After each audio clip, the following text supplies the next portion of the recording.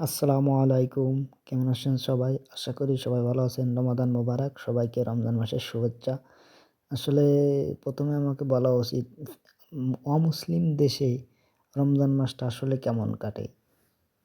Exactly এটাকে এখানে বলা চলে যে রমজান মাস আসলে আমাদের দেশে একটা মুসলিম প্রধান দেশে যেভাবে আসছে রমজান মাসটা আসলে যা কাটে ওইভাবে এখানে হয় না, পুরোটাই ভিন্ন। কারণ অমুসলিম প্রধান দেশে আপনার কি বলে ইফতার মাহফিল বা আপনার সেহরির এই ধরনের কোনো আয়োজন করা হয় না। কারণ অমুসলিম দেশে এই ধরনের প্রচলন নেই।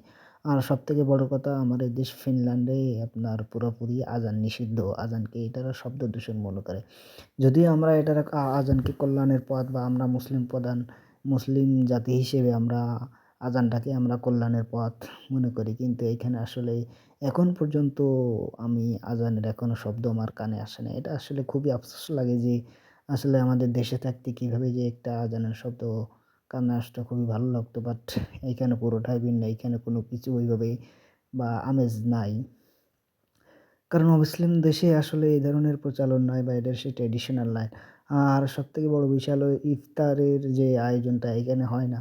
আমার এই শহরে আপনার ইফতার মাহফিল হয় না বললেই চলে। বাট এখানে কিছু মুসলিম কমিউনিটি আছে বা মুসলিম আছে উনারা ইফতারের আয়োজন করার চেষ্টা করছে। আশা করি উনারা ভালো কিছু করবে। যে তারপরে আসলে আরেকটা বিষয় বলা চলে যে অমুসলিম প্রধান দেশে আসলে দ্রব্যমূল্যের দাম বাড়ে কিনা? না, স্বাভাবিকভাবে অমুসলিম প্রধান দেশে রমজান মাসে কোনো ধরনের দ্রব্যের দাম বাড়ে না। কারণ কোনো ব্যক্তি বা প্রতিষ্ঠান চাইলে যেকোনো ধরনের দ্রব্যের দাম বৃদ্ধি করতে পারে না। যাই হোক, এবার আসল কথায় আসি। আসলে ফিনল্যান্ডে আস্তে, আস্তে আসলে শীতটা চলে যেতে শুরু করেছে। কারণ এখন সামার সেশন অলমোস্ট চলে আসতে শুরু করেছে। কারণ আম মার্চের ১ম সপ্তাহ থেকে আসলে শেষ সপ্তাহ পর্যন্ত স্বাভাবিকভাবে তাপমাত্রা প্লাস ৪-৫ ডিগ্রি থাকে। যার কারণে আসলে বরফ গলতে শুরু করে। এই সময় আসলে আগের মতো যে plus minus ২০ degree ২৫ degree Celsius তাপমাত্রা থাকে না। যার কারণে আস্তে, আস্তে, আস্তে বরফ গলতে শুরু করে। আর দেখতেও অনেকটাই সুন্দর দেখায়। যাই হোক, এটা আছে এই যে রাস্তার চারপাশে একসময় বরফে ঢাকা ছিল। এখন আস্তে, আস্তে পুরোটাই বরফ গলতে শুরু করেছে। এই যে চারপাশে যে আপনারা যে বরফগুলো দেখছেন এটা আস্তে, আস্তে গলে আপনার বিভিন্ন লেকে যেয়ে পড়বে। যে এখানে এসে লেক আছে, লেকেতে আপনার এই যে বরফগুলো আস্তে, আস্তে গলে যাবে, মেল্টেড হয়ে যাবে। যে এইখানে দেখছেন, তারপরে গাছগাছালি যে গাছগুলো দেখছেন এই গাছে আসলে নতুন পাতা গজাবে। আসলে দেখতে অনেকটা সুন্দর লাগবে। এইটা রাস্তায় যে দেখছেন এটা বরফ এই যে অলরেডি গলতে শুরু করছে। কারণ আজকের তাপমাত্রা +৫ ডিগ্রি সেলসিয়াস, যার কারণে বরফটা আসলে গলতে শুরু করেছে। তার কারণে শীতের আসলে ইমেজ আর পাওয়া যাচ্ছে না। শীত সাধারণত আ অক্টোবর থেকে যা যা না মা উম মার্চ মাস পর্যন্ত বলা চলে। মার্চ মাস ১ম সপ্তাহ পর্যন্ত শীত থাকে। তারপরেতে আর ফিনল্যান্ডে শীত থাকে না।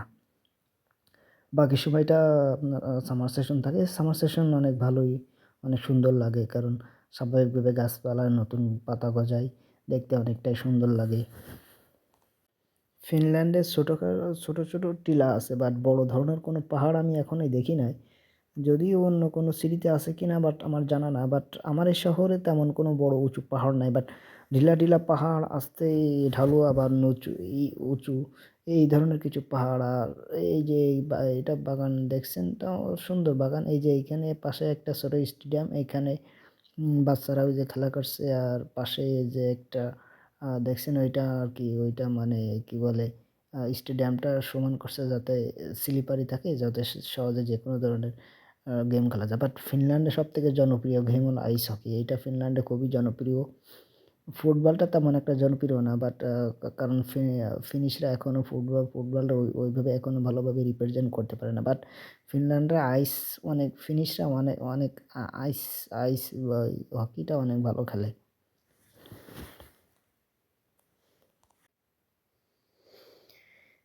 এইটা আমার ভার্সিটির পাশ দিয়ে যাইতে একটা ছোট একটা কি বলে এইটাও একসময় আপনার কি বলা চলে এটা ছোটখাটো একটা আ মাঠ বলা চলে। বাট বরফে ঢাকা তো তার জন্য আরকি আসলে বোঝা যাচ্ছে না।